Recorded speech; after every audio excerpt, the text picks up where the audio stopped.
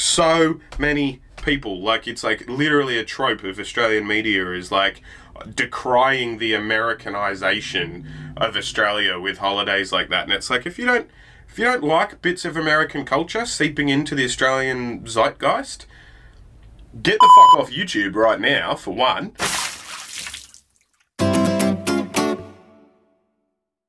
What's up, Squad? It's your Squid, aka the Anxious Squid. You probably already know from the title and the thumbnail what this is about, so let's just get straight into it, I guess. Well, I say let's get into it, straight into it, and then I paused it to talk again. I'm an American immigrant. I've been here since like the start of 2019. We had Thanksgiving that year, but 2020 was 2020, and so we didn't have Thanksgiving there. Last night, here in 2021, once again, there was a bit of an outbreak in our family, and so we didn't, we went back to the 2020 style of Thanksgiving, and we just did it in our own separate, independent families and stuff. So yeah, even though I've been here for 3 Thanksgivings, I've only experienced 1 Thanksgiving, and it was amazing, and it was brilliant and stuff, but since then, we've lost my wife's grandma, my wife's uncle, my wife's auntie, and one of her cousins and stuff, all to COVID and stuff, so it'll be a different Thanksgiving once we get it all sorted, but yeah, I've had an interesting relationship with the holiday, you know, as an immigrant, just due to timing. The Pilgrims of Plymouth, Massachusetts are the iconic inspiration for today's Thanksgiving feast. After the winter of 1620 killed almost half of their people, the colonists formed a relationship with the neighboring Wampanoag tribe. Because they were fucked, basically, about fishing, without them, and hunting. By autumn of 1621, the colonists had collected enough food to feed the community through the coming winter. I've got 2 videos, this one, and then there's this one's called The History of the Holidays, History of Thanksgiving, and it's from the History Channel, so it's a bit, you can already tell it's generic. It's going to give me the Reader's Digest version, if that makes sense. I've got a video afterwards that is the true story of Thanksgiving, which I think is going to try and give me the other side of it. But as with all of my videos, let me know in the comments section below if you think what I'm watching isn't up to par, or if you disagree with what they're saying, or what have you, you know? The Wampanoags joined the colonists for a 3-day feast in honor of their bounty. The feast probably did not include our modern Thanksgiving staple, turkey. More likely, the colonists and Wampanoags dined on roast goose, along with corn, codfish, and lobster. This 1621 harvest meal is now commonly thought of as the first Thanksgiving. Yet for later generations of colonists, New England days of Thanksgiving had little to do with the 1621 Harvest Festival. Okay. Theirs was a religious holiday, descended from Puritan days of fasting, prayer, and giving thanks to God. Right. Every autumn, the governor of each colony would declare days of Thanksgiving for bountiful harvests, victorious battles, or drought-ending rains. Okay. In 1777, the Continental Congress decreed that all 13 of America's colonies celebrate a national day of Thanksgiving that year in celebration of their victory over the that was the first uniform one. By the mid-19th century, many states celebrated the holiday. However, the date could vary by weeks or even months. It's a bit like Australia Day back home. Everyone talks about Australia Day, like in Australia, obviously, as being either offensive or not offensive or required. It's like the equivalent of like a 4th of July style holiday in Australia. Like it's about, it's my patriotism, you know, like fuck yeah, brouhaha, go us sort of thing. And it's currently celebrated on the 26th of January, which is the date that the first fleet arrived as well. Well, I don't even think that's true, actually. I think that's the date that James Cook first... Anyway, it's celebrated on a date that's contentious, and it was only chosen to be on that date in the mid-90s, like 1990s. Previously, all the different states had it on different days in different areas. Like it was known as a holiday, much like Thanksgiving obviously was, you know, and everyone celebrated it, but there was no real uniform, collective, agreed-upon date that it would be until the 90s. And so, you know, that's just a thing for me, like, low-key. People are like, oh, you can't change tradition, you can't change Australia Day. Like, you can. I'm older than it. Like, it's not that fucking traditional. No one's saying don't have Australia Day, they're just saying maybe pick a different day. Personally, I think May 8 would be fucking gross. Grouse would be fucking great, you know? Like, mate. I got a bit of a cold, don't worry.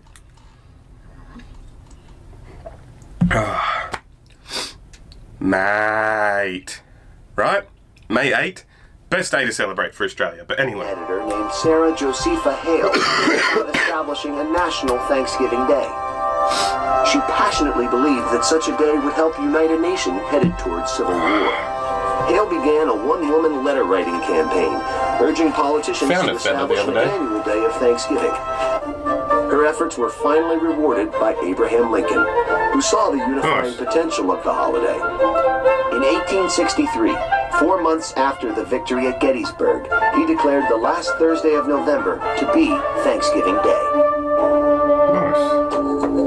So it was Lincoln. I didn't realize. Interesting. Thanksgiving was a welcome day of leisure from a 6-day work week.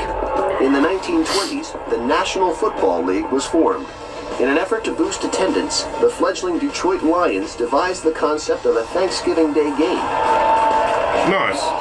Parades also became a Turkey Day tradition, and department stores quickly saw their value as a kickoff to the Christmas shopping season. Yeah, Black Friday and all that. Thanksgiving Day parade began in 1924. Oh, there's another thing as well. Millions of New Yorkers... So many Australians at the moment. So many Australians, because the Black Friday sales have become a thing in Australia as well. And there were a couple, like there's murmurings of Thanksgiving becoming a thing in Australia. Like, you know, people I know celebrated and cooked turkey and had Thanksgiving this year when that's just not been a thing in Australia, like ever. You know what I mean? It's an American holiday and stuff. But so many people, like it's like literally a trope of Australian media is like decrying the Americanization of Australia with holidays like that. And it's like, if you don't like bits of American culture seeping into the Australian zeitgeist, get the fuck off YouTube right now, for one. Same as Facebook, same as Instagram, Netflix, fucking McDonald's. You know what I mean? Like, you don't get to pick and choose, cunt. Fucking, if you don't like American shit, fuck off. Go and build your own internet, you fucking backwards cunt. But, not that the internet was, you know, an American-only fucking construct, but... like, it just frustrates me, you know what I mean? Like, oh, fucking Americanization, blah, blah. People just want to eat turkey and say thanks for shit. Stop being a grouchy cunt. And yes, I realise the irony of being a grouchy cunt about grouchy cunts, so... to watch the festival. Feel free to type that in the comments anyway. Thanksgiving is about family. With modern life moving faster than ever, Thanksgiving gives us a day to take a collective just take stock and chill out with the people you love. Loved ones, and remember just how much we have to be thankful for. That doesn't have to be a religious thing as well. You can be grateful without being spiritual. Like, even if you believe that the universe is ambivalent. First Thanksgiving. American schools generally teach a... Alright, so this is the second video. The first Thanksgiving, what really happened. I didn't realise it was going to be a cartoon, but hey, we get like animation style. This is good. Good, we'll have a look. And yeah, as I said, the first Thanksgiving, what really happened. So I feel like this will be a bit of a... I thought this was going to be a bit of a deeper dive from the Native American perspective, but we'll see. Story about the meeting of pilgrims and Indians Excuse me. Finished with an amazing dinner. The end. But there's more to the tale. This video will explain the events around the first Thanksgiving and how it's not the image ingrained in tradition. At the start of the 17th century, southern New England was home to a variety of busy communities within... Fuck, that'd be a beautiful little inlet in there, wouldn't it? Yeah, let's go back to that and have a look. Ingrained in tradition. Is that like New England and stuff? That's like Maine up there, the Cape Cod. That Cape Cod is Cape Cod. But like in there, if I remember, I put a circle. Someone told me a really cool like vacation destination in there that I should go to. We're going to have a car by next winter. It snowed for the first time today this winter, and we don't yet have a car, and we're probably a couple of months away from having the budget to have a car, you know, ticking along as we're going. It's fucking hard living in this country without one. Just throwing that out there from an immigrant's perspective.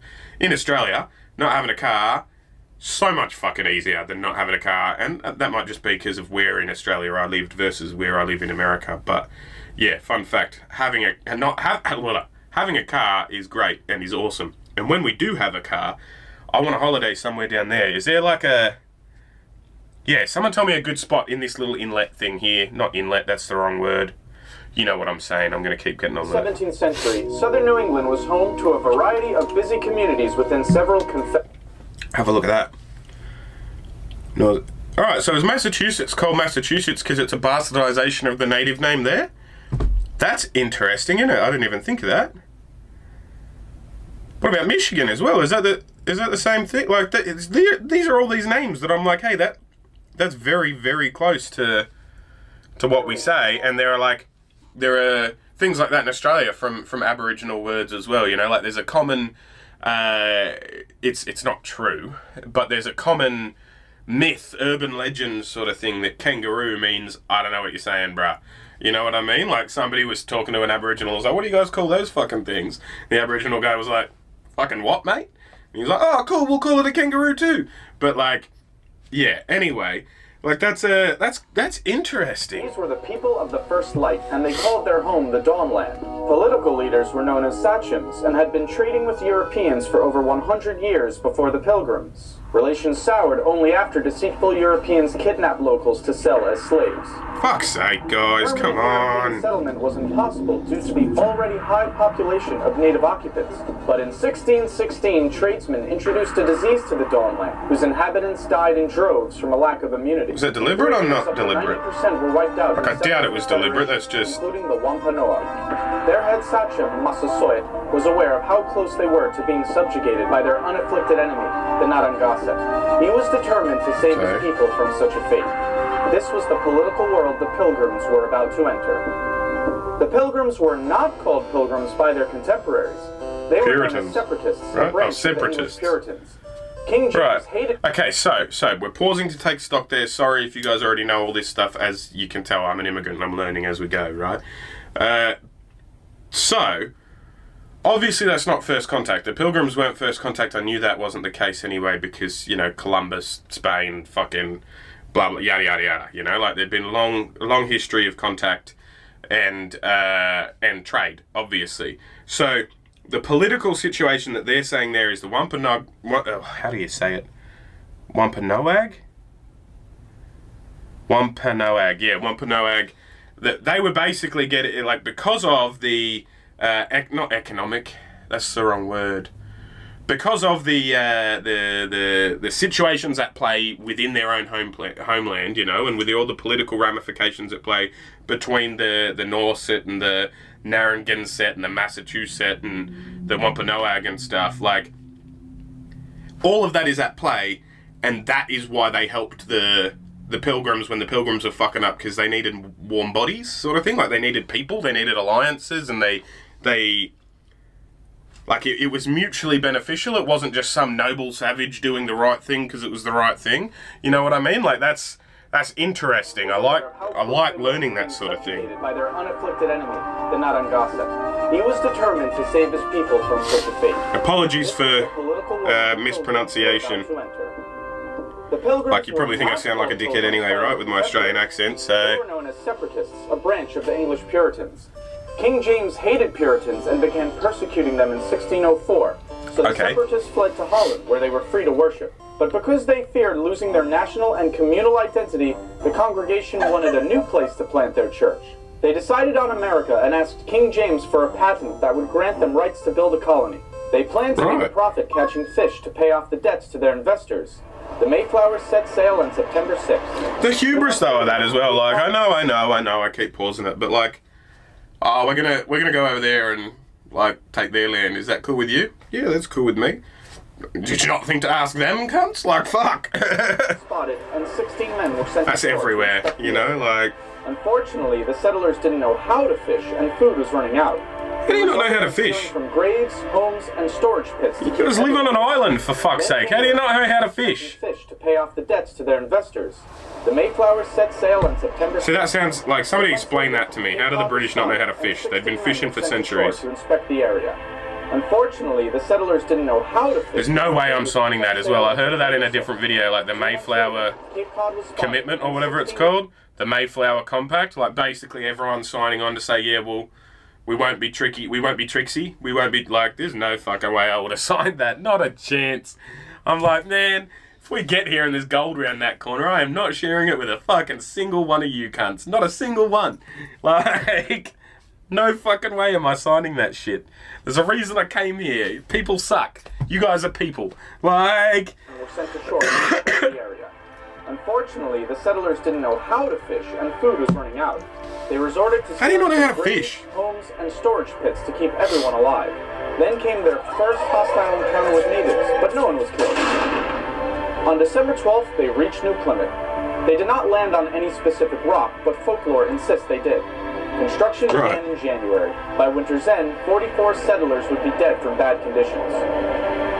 Okay. In March, they were surprised when a man named Samoset walked into New Plymouth, greeting them in English. He told them they were on top of "Do you guys have any beer?" Patuxet, whose residents had all died from the recent epidemic. It belonged to the Wampanoag, and their chief, Massasoit, was watching them. The settlers were eager to trade, so 5 days later, Samoset returned with furs and companions, including Tisquantum. Nice. Famously in Squanto, he had come to tell them in perfect English that Massasoit had arrived. After years of dealing with Englishmen, the Sachem did not trust the newcomers. Yeah, fair enough too. Winslow was sent to be a hostage and declared the settlers' peaceful intentions. Satisfied, Massasoit walked into New Plymouth and was... That'd be my gig. By the government. I would volunteer for that gig. You know what I mean? Like if there were, and obviously if this seems racist or there are some racist connotations to the parallel, I don't mean them to be, so I apologise if that's the way you take it. Say for example, aliens. We figured out they existed, right? And there were aliens on Alpha Centauri. There are aliens on fucking Nibiru or whatever it's called. There are aliens in the fucking...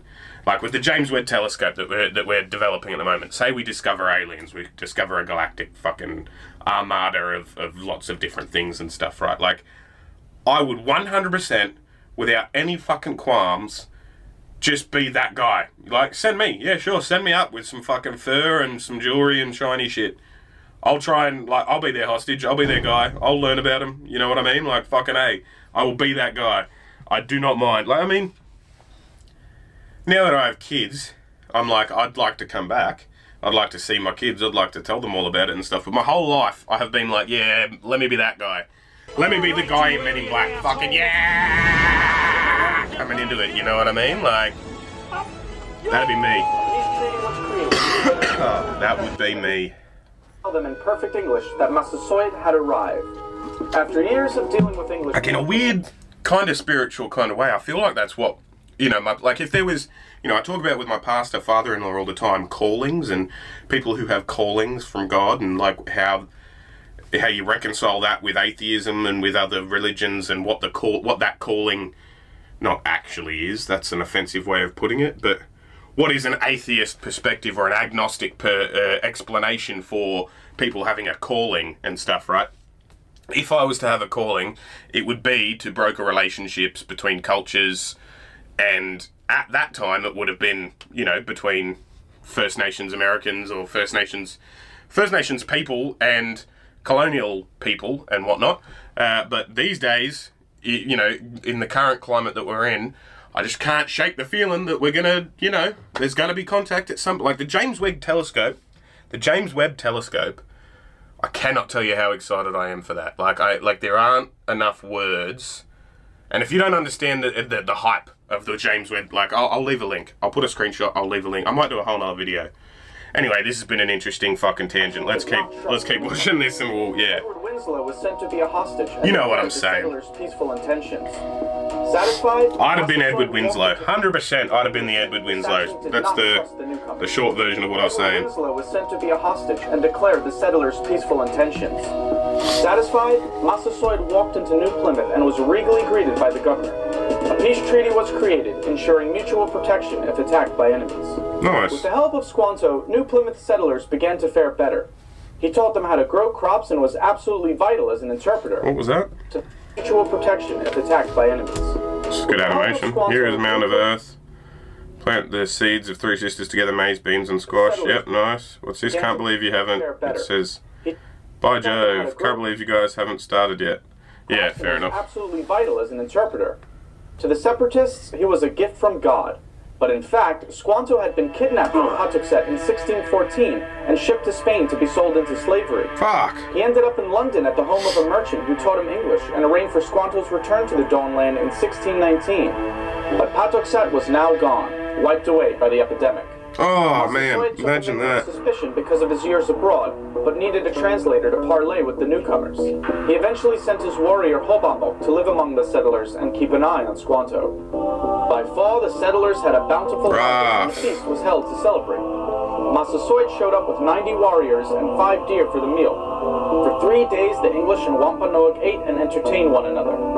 This was the famous first Thanksgiving children learn about in school. However, the word Thanksgiving would not have been used by these settlers to denote a harvest feast. For Puritans, a day of Thanksgiving was a day of fasting while giving thanks to God in prayer. The story of Pilgrims and Indians does not end here. During New Plymouth's first year, Squanto had been up to something. Realizing his substantial power as the only English speaker of his people, he conceived a plan to overthrow Massasoit. He could command the English to make war or peace at his will. Hobomok was suspicious of Squanto and warned Governor Bradford. Soon enough, they discovered Squanto's plot and informed Massasoit, who was furious. He demanded Squanto be handed over for a swift execution. Bradford refused. The interpreter was too valuable to give up. But according to the treaty, Squanto's life belonged in the hands of his sachem. Bradford finally conceded. He was about to hand over Squanto when an unidentified ship appeared. The alarm of all... Like, it makes you think, right? It reminds you just of the butterfly effect of everyday decisions, you know what I mean? And, like, how the ramifications of somebody's ambition and somebody's, like... Of all the things that have happened as a result of that one dude and that one dynamic of him trying to like the power dynamic of those relationships and of Squanto and his relationships and his interpersonal relationships, like the flow-on effect from that one dude, you know what I mean? Like that's delayed Bradford and worried. Like it can't be understated, you know? Angered and impatient, they left. He conceded. He was about to hand over Squanto when an unidentified ship appeared. The alarm it caused delayed Bradford and worried Massasoit's envoys. Angered and impatient, they left. The ship carried 60 Englishmen planning to build a colony near Boston. They abused the Massachusetts locals, initiating a conspiracy to kill the colonists. Warned about the plot, New Plymouth's leaders launched a preemptive strike to save their impudent countrymen. It brought peace for a time. In that time, more Puritan settlers arrived, soon outnumbering the natives. And while the Pilgrims' Treaty with Massasoit lasted until the sachem's death, other Puritans were not concerned with such alliances. Their fanatic religious principles ensured no peace between the two cultures could last. To Puritans, Native Americans were the other, wild, savage, godless. With such an ideology, the outcome was inevitable. If they did not convert to Christianity and surrender their cultural identity, they had to be eliminated. It's just a numbers game at that point. The first Thanksgiving was a brief moment of harmony between two worlds, but sadly it was short-lived. The capitalist opportunities the Dawnland presented, combined with zealous puritanical beliefs, were incentive enough to wipe away the native inhabitants. There's nothing wrong with sharing a feast of thanks with loved ones, but remember the true events that started the holiday, and not the fairy tale. See, I'm a little bit conflicted about that one, especially about his conclusion and stuff as well, because it's not like Native Americans don't exist anymore. Like, it's not like they were completely, like, it's one thing to say, oh yeah, everything was happy-lovey and trees and hugs and rainbows and shit, and like they were friendly and stuff, and, you know, turkeys and pure, like, it's one thing to gloss over it and ignore the atrocities and stuff, right? But it's another thing entirely to just be like, yeah, they came, they wiped them out, they came, they saw, they conquered, they just did their thing, and, you know, they came and they took over the place, and now there are no Native Americans. Because it's like, I live walking distance from a reservation, you know what I mean? And it's like, I'm good mates with people that live there. I buy my cigarettes from there all the time. I'm on a first name basis with the chick that works there, the Smoking Joes and stuff. And like, they're lovely people, you know, every single person I meet there and stuff, and they take a great interest in me being Australian, and not the point. I don't know why I'm rambling about that, but it's like, there's two sides of it, you know what I mean? And they're both equally as offensive. To say, oh, nothing happened, everything was chill, that's offensive. But to say, oh, they were completely eradicated and there were these fucking, you know, like they were being held with a hand on their head while they were flailing in there and America just kicked them in the bollocks, like, that's not what happened either. You know what I mean? And so it's like, there's a middle ground there. And I feel like, I mean, it's the case with a lot of American discussions. A lot of American community discussions, a lot of social American chats, you know what I mean? Like, we're too busy picking a side and arguing about that side to actually see the truth in the grey, you know what I mean? And I'm like, it's interesting. Anyway, I've done some contentious fucking videos recently, haven't I? I'm gonna do some more F1 and stuff and do some more reactions and whatnot. But if you're still watching this at this point, do me a solid and hit the subscribe button. I'm trying to get to 10,000 subs by the end of the year. I need about 22 a day to get there. It's going to be touch and go. I'm not sure if I'm going to make it. But yeah, do me a solid. Help me out. Hit the subscribe button. Send this video to a friend if you want. Or don't. If you want to join my Patreon, turn some of your money into mine on a monthly basis, that'd be sick. It'd be ideal. I'd enjoy it. Do me a solid. You'll get your name in that list like everyone else. But anyway, I'm going to get on with my day, film more and edit more and upload more and whatnot. I'll see you guys when I look at you. You'll see me when you look at me. Thanks so much for watching.